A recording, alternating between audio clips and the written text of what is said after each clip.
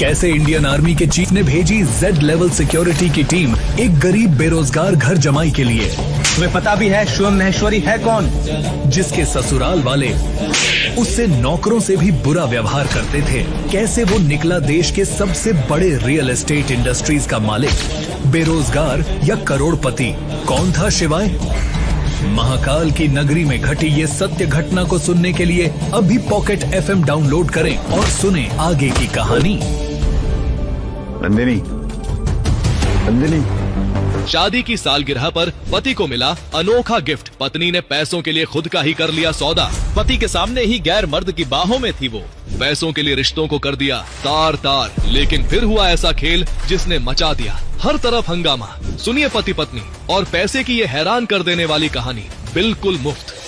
Nandini darling, अगर तुम चाहो तो कुछ ही मिनटों में करोड़ों रुपए कमा सकती हो और अपनी डूबती कंपनी को भी बचा सकती हो। मतलब मैं कुछ समझी नहीं देव। अगर तुम कुछ देर के लिए मेरी हो जाओ तो मैं तुम्हें 2 करोड़ रुपए दे सकता हूँ, और अगर ज्यादा चाहिए तो क्या देव, बताओ ना क्या करना होगा मुझे, और क्या तुम मुझे 2 करोड़ से भी ज्यादा दे सकते हो? हाँ बेबी, तुम जैसी बेबी डॉल पर तो मैं करोड़ों रुपए कुर्बान कर दूं, और अगर तुम मेरी बात मानती हो तो मैं तुम्हें 10 करोड़ रुपए दे सकता हूँ। क्या कहा? 10 करोड़? लेकिन मुझे करना क्या होगा? ज्यादा कुछ नहीं, बस अपनी आज की रात मेरे नाम करनी होगी। इतना बोलकर जैसे ही देव ने नंदिनी का हाथ पकड़ा, वैसे ही देव की नाक पर एक जोरदार मुक्का पड़ा। तू जिसका सौदा कर रहा है ना, वो मेरी पत्नी है, और मेरी पत्नी तेरे पैसों के लिए मुझे कभी धोखा नहीं देगी। शिवाय, हाउ डेयर यू! तुम्हारे यहाँ आने की हिम्मत कैसे हुई?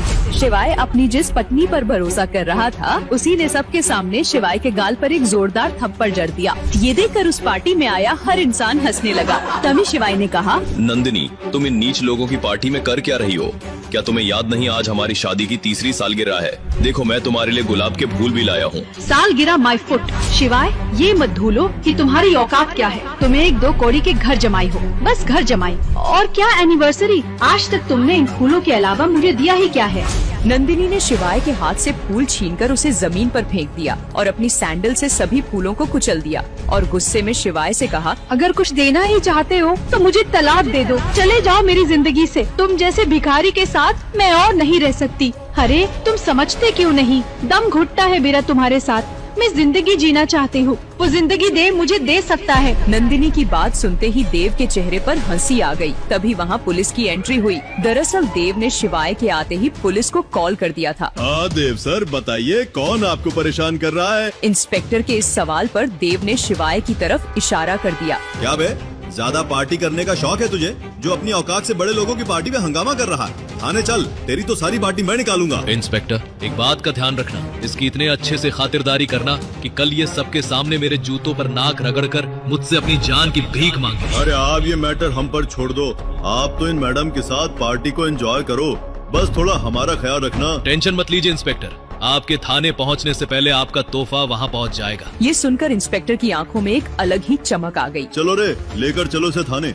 इसकी सारी शराब उतारते हैं आज। इंस्पेक्टर शिवाय के हाथ में हथकड़ी पहनाकर उसे उस पार्टी से घसीटते हुए ले गया। शिवाय ने पुलिस से एक शब्द भी नहीं कहा और थाने में जाकर एक कुर्सी पर कोने में बैठकर अपनी जेब से सिगरेट निकाली और लाइटर निकालकर जैसे ही उसे जलाने वाला था, तभी वो इंस्पेक्टर आया और लाइटर को नीचे गिरा दिया और बोला, ये तेरे बाप का घर है क्या, जो शान से बैठकर सिगरेट फूकेगा यहाँ? हवलदार, इसके कपड़े उतार और बर्फ की सिल्ली पर लेटा। इसकी सारी अकड़ ठंडी हो जाएगी। इंस्पेक्टर ने इतना कहा ही था कि तभी उस थाने के ऊपर कई हेलीकॉप्टर मंडराने लगे। सामने से कई लग्जरी गाड़ियों का काफिला आकर रुका और उसमें से कई ब्लैक कैट कमांडो निकले और उन्होंने पूरे थाने को घेर लिया। ये देखकर इंस्पेक्टर के भी होश उड़ गए थे। आखिर कौन हो तुम लोग, और ये सब क्या हो रहा है? इंस्पेक्टर, तुम जानते भी हो तुमने किसे गिरफ्तार किया है? इतना बोलकर वो कमांडो शिवाय की तरफ गया और उसके नीचे गिरे लाइटर को उठाकर उसकी सिगरेट जला दी। शिवाय एक कोने में बैठकर अपनी सिगरेट पी रहा था और हंस रहा था। तभी उस कमांडो ने वो लाइटर लाकर इंस्पेक्टर के हाथ में थमा दिया। जैसे ही इंस्पेक्टर ने शिवाय के उस लाइटर को देखा तो उसके पैरों तले जमीन खिसक गई। उसकी टांगे कांपने लगी और वो अपने घुटनों पर आ गया और शिवाय के सामने हाथ जोड़कर बोला, मेजर माहेश्वरी। आखिर क्यों उस लाइटर को देखकर डर गया था इंस्पेक्टर? क्यों वो शिवाय को बोल रहा था मेजर माहेश्वरी? क्या है शिवाय और उसके उस लाइटर का राज? क्यों शिवाय को बचाने के लिए अचानक आ गए इतने सारे guards? I am sorry sir, I am late. नहीं कैप्टन, तुम एकदम वक्त पे आए हो। अभी हमें यहां से निकलना चाहिए। मुझे बजाज मेंशन ड्रॉप कर दो।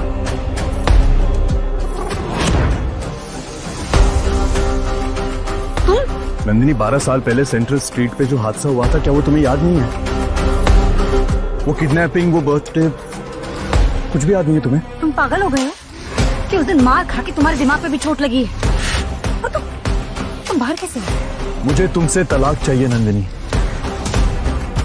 क्योंकि तुम वो लड़की नहीं हो जिससे मैंने प्यार किया था।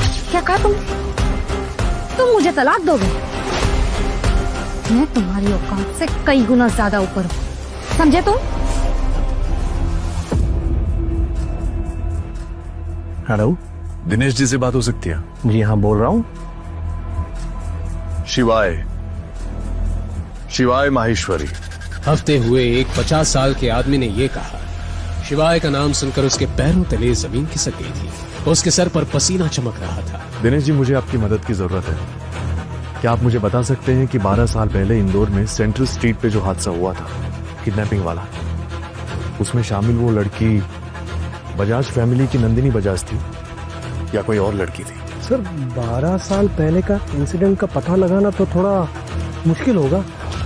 लेकिन क्या मैं जान सकता हूँ आप नंदिनी बजाज को कैसे जानते हैं? मैं नंदिनी बजाज को कल डिवोर्स देने वाला हूँ, और सबको बता देना कि मैं वापस लौट आया हूँ।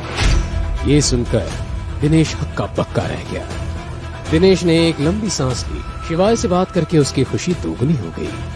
उसने जल्दी से अपना फोन उठाया और अपने सेक्रेटरी से कहा, सुनो, कंपनी के सारे डायरेक्टर्स को बोल दो हम एक बोर्ड मीटिंग रखने जा रहे हैं, और सबसे कह देना कि हमारे बॉस लौट आए हैं। नंदिनी, मैं तुम्हें बहुत प्यार करता था। तुम्हें रानी बना के रखता मैं अगर तुम मेरी बात सुन लेती तो। लेकिन महाकाल की कसम, तुम्हें अंदाजा भी नहीं है कि तुमने क्या खोया है।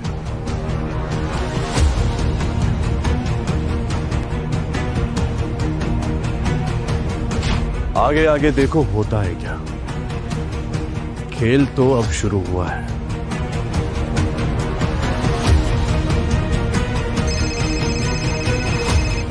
इस समय दुनिया के हर कोने में मौजूद इंडस ग्रुप के लोगों को मैसेजेस आने लगे थे। चाहे वो कहीं भी हो या उनकी पहचान कुछ भी हो, सभी को अपने फोन पर एक मैसेज मिला। मैसेज फ्रॉम इंडस ग्रुप, शिवाय माहेश्वरी इज बैक। इस हड़बड़ी में देव अंदर आया। क्या बात है, इतना हंगामा क्यों हो रहा ऑफिस में? देव वही लड़का था जिसने नंदिनी को 7 सोने का ऑफर उस पार्टी में दिया था, और दिनेश देव का चाचा था, जिस बात से शिवाय अनजान था। ये तेरे सर पे चोट कैसे? देव ये जानता था कि उसके चाचा उससे ये सवाल जरूर पूछेंगे। अब कुछ नहीं, वो एक पार्टी में गया था, थोड़ा सा झगड़ा हो गया था। ये सुनकर दिनेश की भाव तुरंत बदल गए। नाम बोल उसका। इंदौर शहर में किस माइकलाल में हिम्मत है कि तुझ पे हाथ उठा सके? देव बताना तो चाहता था, लेकिन बताता भी तो क्या कि एक निकम्मे पति से मार खाई थी उसने। ये उसकी शान के खिलाफ था। वो एक लड़का था और उसके कुछ दोस्त थे, अकेला होता तो बताता। देव हिचकिचा रहा था। दिनेश को इस बात की भनक लग चुकी थी। क्या चाहिए बोल? देव हिचकिचाते हुए बोला, चाचा, आपके फोन में उन लोगों के नंबर है ना जो मेरे लिए उस लड़के के हाथ पैर तोड़वा सकते हैं? आप मुझे वो नंबर दे सकते हैं? मेरा एक काम करवाना था मुझे। देव की बात सुनते ही दिनेश ने धीमी आवाज में उसे समझाया, तू मेरे बेटे जैसा है, इसलिए बता रहा हूँ, अभी हालात ठीक नहीं है। कुछ उलट पुलट हो गया तो लेने के देने पड़ जाएंगे। ये सुन के देव ने अपनी बात पर थोड़ा और जोर दिया। चाचा प्लीज, मुझे सिर्फ उसके हाथ पैर तोड़वा दे और कुछ भी नहीं। दिनेश अब भी मना नहीं कर पाया और अपनी जेब से फोन निकालकर उसे देने लगा, पर तभी हाथ वापस खींच लिया। नाम क्या है उसका? नाम नहीं पता मुझे, मेरी क्लासमेट का पति है, मामूली आदमी, कुछ ज्यादा नहीं।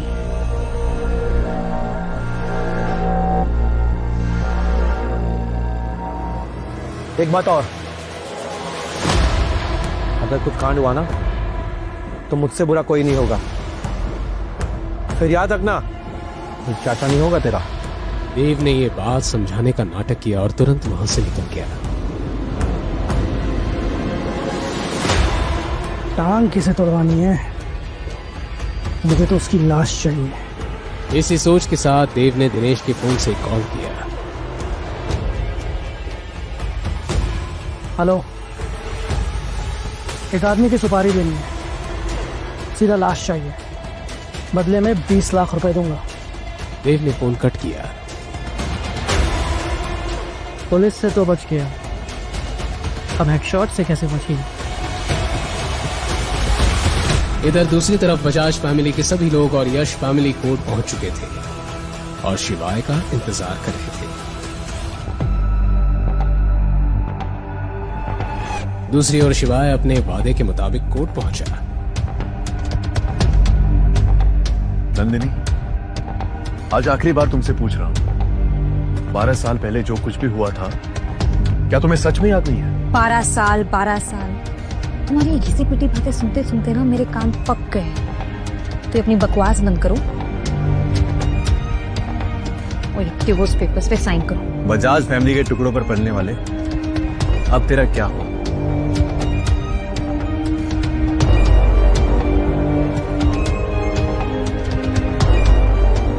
शिवाय ने पेपर्स पे जैसे ही साइन किया वैसे ही बजाज फैमिली और यश वहां से चले गए और शिवाय को एक पल भी नहीं देखना चाहते थे।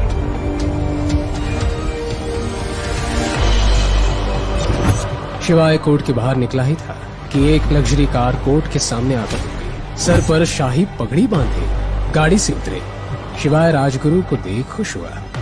शिवाय ने उनके पैर छुए।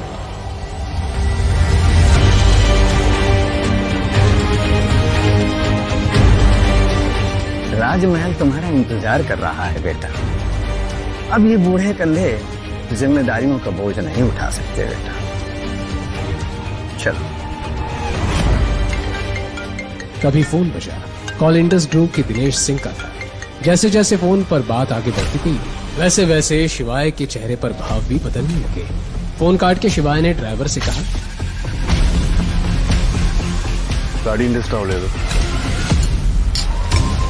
आज से चाहे इसका मार्केट हो या वेस्ट स्ट्रीट, हम सभी को एक नाम याद रखना होगा, मेजर शिवा। अब क्योंकि मेजर ने फिर से आने का फैसला किया है तो हमें अपने मतभेद त्याग कर उनका स्वागत करना चाहिए। भूलिएगा मत, मेजर ने जो हम सब लोगों के लिए किया है। टेबल बजाकर सभी ने इस बात का समर्थन भी किया। हेडशॉट भाई, क्या आप जानते हैं ये मेजर शिवा कौन है? माँ कसम, अगर ये पार्टी नहीं चल देती ना तो तुम दोनों को जिंदा काट देता।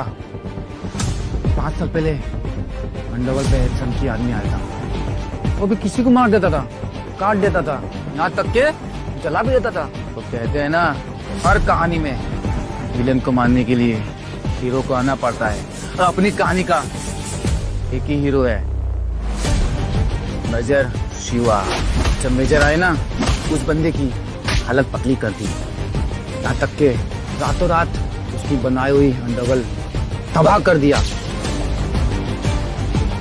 मुझे आज भी याद है 735 प्रोफेशनल किलर को मारते हुए, और वो भी बिना किसी हथियार के।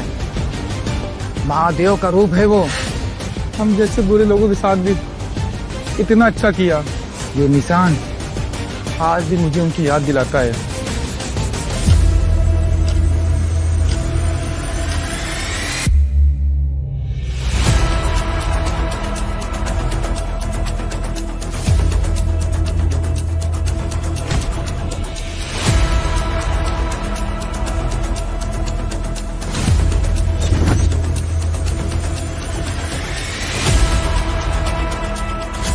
बेच दिया, वो भी एक नाइट क्लब में। मुझे एड्रेस बताओ उसका।